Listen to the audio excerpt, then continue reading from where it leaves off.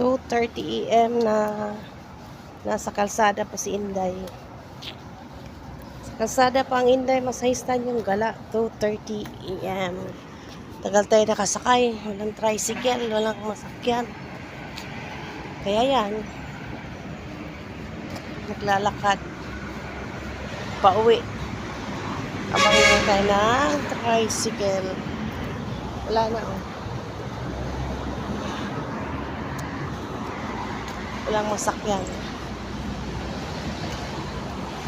Ayan, maglalakad tayo. Hanap tayo ng masakyan.